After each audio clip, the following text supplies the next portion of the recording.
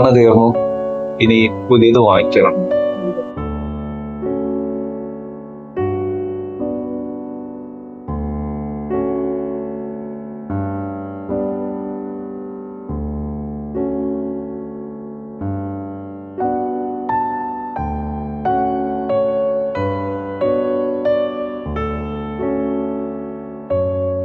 പുതിയത് വാങ്ങിക്കുന്നതിന് മുമ്പ് ഞാൻ എങ്ങനെയാണ് എള്ളെണ്ണ ഉപയോഗിച്ചു തുടങ്ങിയത് എന്നുള്ളത് പറഞ്ഞു.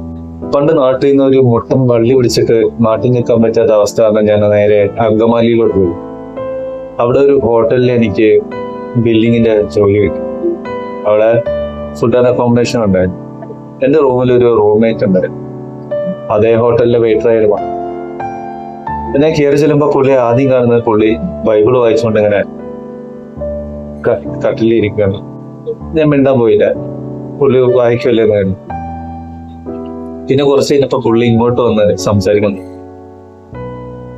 ഞങ്ങള് സംസാരിക്കുന്നതിനിടയ്ക്ക് പുള്ളി ഒരു കാര്യം പറഞ്ഞു. പുള്ളിക്കൊരു മകനുണ്ടായിരുന്നു. മകൻ ബാംഗ്ലൂർ പഠിക്കുകയായിരുന്നു. അപ്പോ പുള്ളി അവനൊരു ബൈക്ക് വാങ്ങിച്ചു കൊടുത്തു.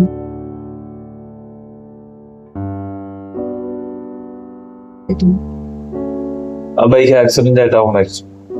അവൻ മരിച്ചതിന് ശേഷം പുള്ളിക്ക് ഉറങ്ങാനൊന്നും പറ്റുന്നില്ല, കുഴപ്പമില്ല, മനസ്സിന്നലെയൊക്കെ തെറ്റിയ പോലെ. ആ ടൈമിൽ പുള്ളി ഈ എള്ളെണ്ണ ഉപയോഗിക്കുക തല തണുക്കാൻ വേണ്ടി.